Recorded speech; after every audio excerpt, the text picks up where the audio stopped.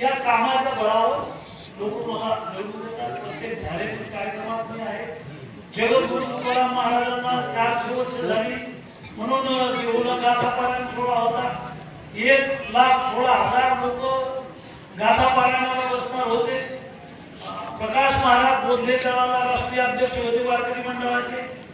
आमचे तुकाराम महाराजांचे वंशज रामभाऊ महाराज आहेत, विठ्ठल महाराज आहेत, देहू आळंदी पंढरपूर हे सगळे महाराज लोक बसले आणि त्यांनी सांगितलं आम्हाला गाथा पारायण सोहळा करायचा.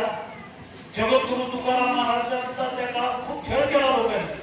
त्यांच्या गाथा इंद्रायणीमध्ये उडवल्या आणि तुकाराम महाराज त्याला उपोषणला बसले. 13 दिवस उपोषण केलं आणि पाणी प्यायलं नाही. आता ते उपोषण खाऊन पिऊन ढेकर देऊन सगळं चालू असं करायचं. पिणे खाणे नुसतं पाणी पिण्याचं असं नाही. आणि वर्ष उपोषण करते. त्या उपोषणाचं धाक नाही राहिलं. महात्मा गांधींचं हत्यार होतं ते उपोषणाचं सत्याग्रहाचं. ते हत्यार जगद्गुरु तुकाराम महाराजांचं होतं. तर ज्या वेळेला जगद्गुरु तुकाराम महाराज 13 दिवस उपोषणाला बसले की माझ्या गाथा आणून दिल्याशिवाय मी उपोषण सोडणार नाही. त्याला संत म्हणतात. पाण्याला सुद्धा हात लावला नाही आणि देवाला तिथे यावं लागलं. आणि इंद्रायणीतल्या गाथा आधार पाण्यावर तरंगल्या.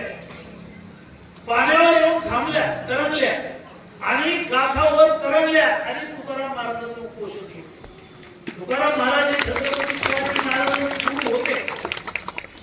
संत ज्ञानेश्वर माऊली, संत नामदेव महाराज, संत एकनाथ महाराज, संत चोखामेळा हे संत होऊन गेले आणि हे संत सगळे अमर आहेत. काल एकादशी होती आणि इथे पांडुरंगाची मूर्ती बसलेली आहे. छोटस मला सभामंडप मागितलं. छोटं मंदिर छोटं सभामंडप, मोठं कोटीतलं मंदिर मग कोटीतलं सभागृह.